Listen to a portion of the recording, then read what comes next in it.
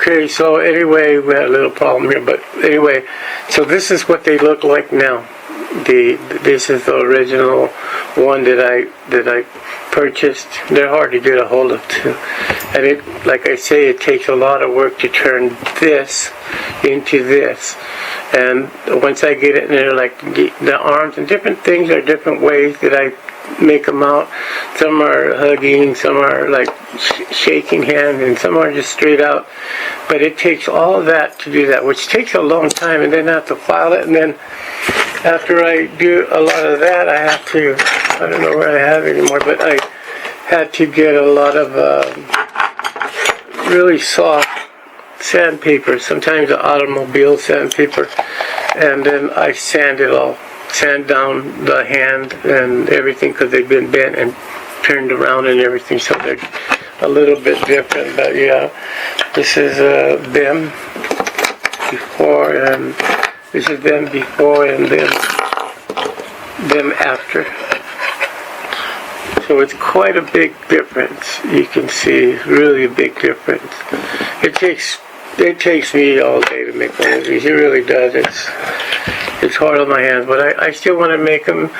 I'm the only one that makes these. Then I get a necklace like one of these. I tied this on to make it shorter for them, but they're longer.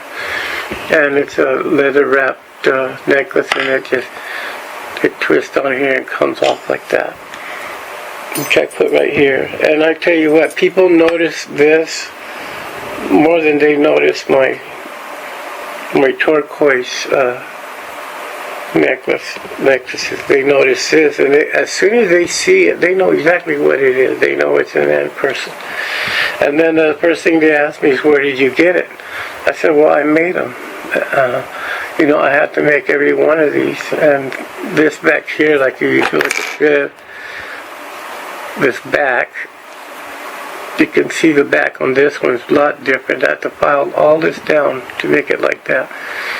You can see how the legs bent in, but now look at the legs are out, and I have to file all these by hand just to get it to be like what an ant person looks like. And an ant person looks almost like this. I couldn't believe that I could make one that almost looked like a real ant people. I have some that I've sold them all, but they had spears in them. You know how they fight.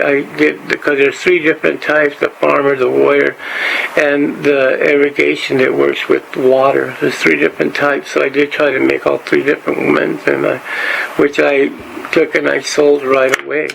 I sold them at the show. These go like, I might have 5 or 4 or 5, 6 of them, and they'll go before anything else I have, And I sell them for $30, for all that work that I put into these and have to get them. It takes a while. I will sell them for $30 each, unless I make something that somebody wants, like special. I want to show you this one. It's really kind of funny, and I'm kind of glad nobody really bought it yet. I take it with like football, and then I thought, well, I'm gonna make a funny one,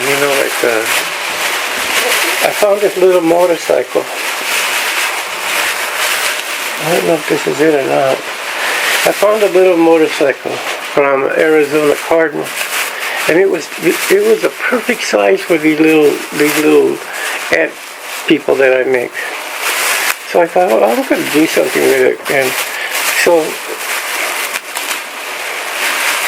so I made this.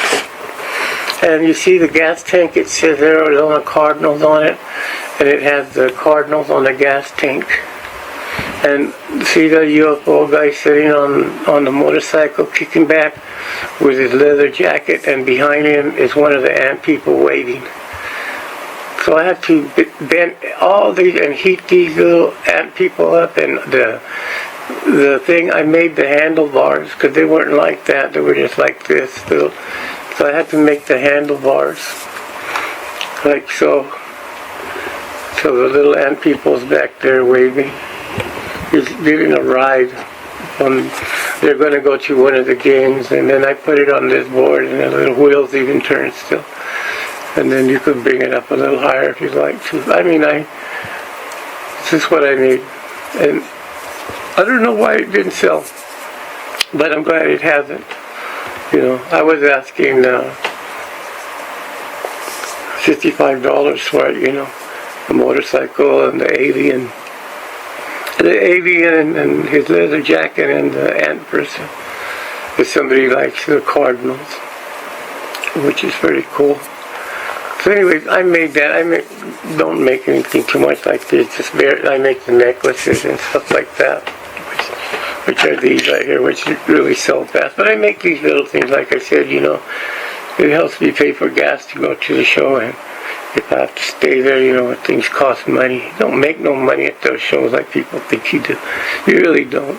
I mean, I've been to some of these shows with some of the biggest guys, and they make the money, but we don't make that kind of money at all.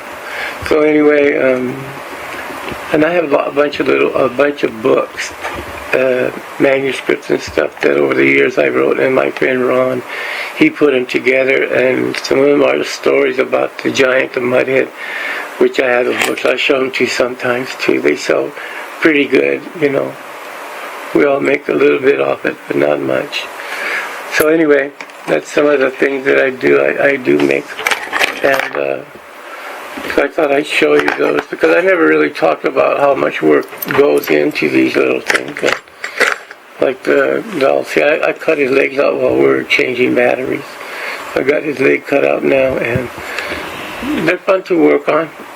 Like I said, this one's going to be a fire Katchina, fire deity when I get done with it. But they're really actually pretty small. And then I also started making some of these right here, which are necklaces, but I'm going to put them on leather because these beads are pretty rare. These come from Chaco Canyon years ago. I have some more beads from Chaco Canyon. I restrung them, and I put them on there because I wear it. Then I make the little mud head.